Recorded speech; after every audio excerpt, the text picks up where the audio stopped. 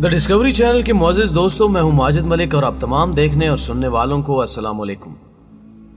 दोस्तों, ये एक नाकाबिले तरदीद हकीकत है कि मौत इस कायनात की वो सच्चाई है जिसको अहले मजहब तो कुजा बल्कि ला मजहब भी तस्लीम करने पर मजबूर है। लेकिन इसके बावजूद हमारी इस दुनिया में चंद एक ऐसे सरफिरे अफराद भी गुजरे हैं जिन्होंने अपनी अक्ल आयार की मदद से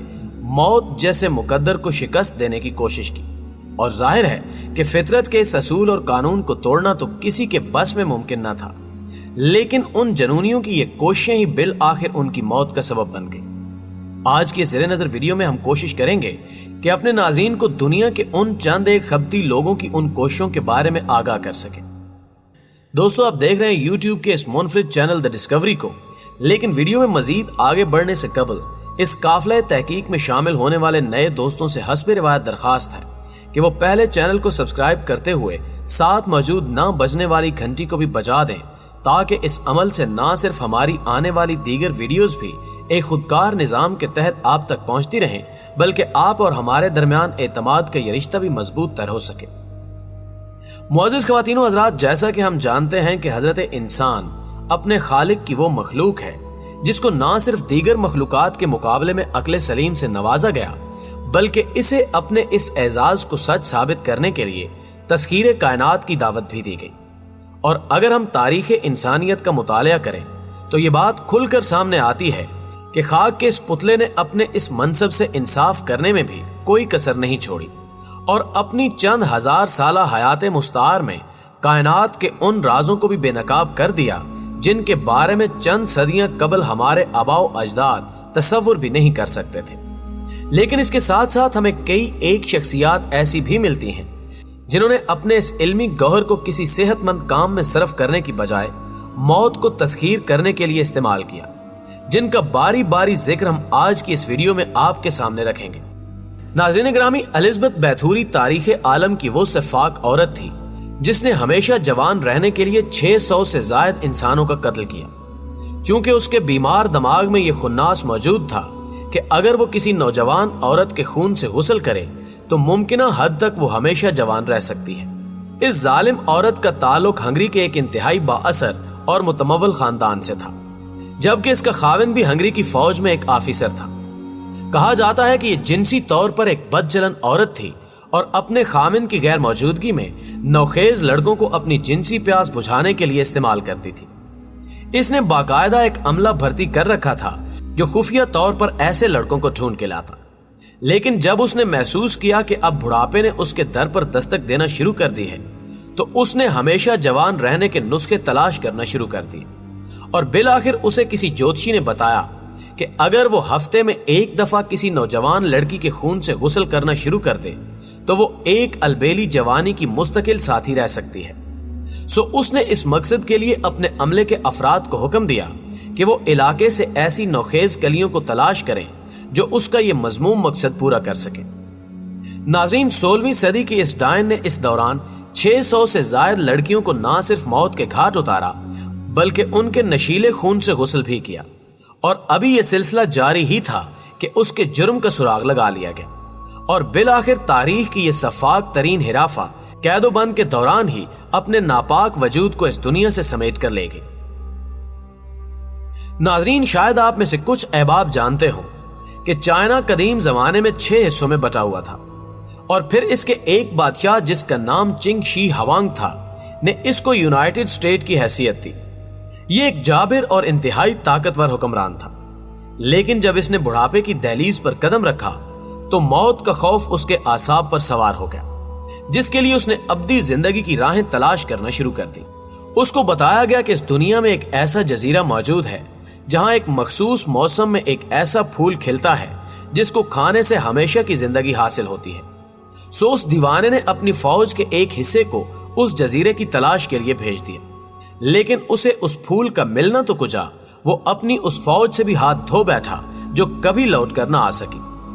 अपनी इस कोशिश में नाकाम होने के बाद उसने फिर से किसी नुस्खे की तलाश शुरू कर दी और फिर एक फरजाना नुमा दीवाने ने बताया कि अगर वो पारा पीना शुरू कर दे तो वो हमेशा की जवानी हासिल कर सकता है। जिसके बाद चिंग शी ने इस नसीहत पर अमल शुरू कर दिया, लेकिन जैसा कि कहा जाता है کہ ज्यादती किसी भी चीज की बुरी होती है। जब उसने हद से ज्यादा पारे का इस्तेमाल किया तो यही कीमिया उसके लिए जहर बनकर उसकी मौत का सबब बन गया और यूं फितरत हमेशा की तरह एक बार फिर जीत गई। नाज़रीन ग्रामी, अब जरा रशिया यानी साबिक सोवियत यूनियन के उस डॉक्टर का अहवाल भी जान लीजिए जिसको दुनिया एक ज़हीन तरीन शख्स के तौर पर जानती थी और जिसने पहली जंग अजीम में 1916 तक रशिया की फौज में एक डॉक्टर की हैसियत से काम भी किया था। लेकिन फितरत की सितम ज़रीफी देखिए कि एक डॉक्टर होने के बावजूद उसके दिमाग में भी यही जनून मौजूद था कि काश किसी तरह हमेशा की जिंदगी हासिल की जा सके। सो उसने खुद पर ही मुख्तलिफ तजुर्बात शुरू कर दिए और बिल आखिर उसने महसूस किया कि वो अगर अपने जिस्म का खून तब्दील करना शुरू कर दे तो वो लाजवाल हो सकता है। सो उसने 1920 में पहली दफा अपने जिस्म का खून मुकम्मल तौर पर तब्दील किया और फिर इसको एक मामूल बना लिया, जिसके बाद इसके दोस्तों ने भी उसे यह कहना शुरू कर दिया कि वो अब पहले की निस्बत ज्यादा जवान नजर आ रहा है और उनकी इस राय ने उसे मजीद तकवीयत दी।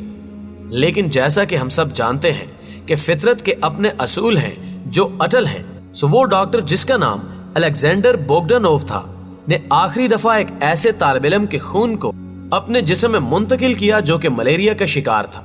और आखिर यही खून उसकी मौत का सबब बन गया। दोस्तों, सेल्फ ममीफाइंग मॉन्क्स के बारे में शायद आपने कभी ना सुना हो।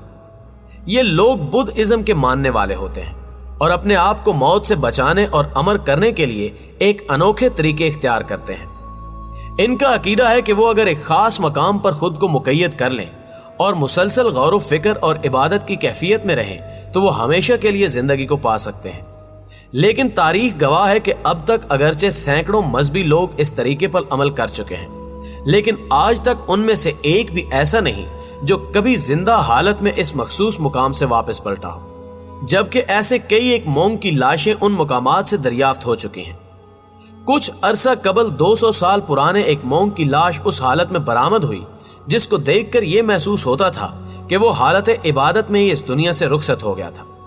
मजीद दिलचस्प बात यह है कि इस खास मोबिद में जाने के बाद ये लोग खुराक से भी कतई तौर पर हाथ खींच लेते हैं और गुमान गालिब है कि यही उनकी मौत का सबब भी बनता है।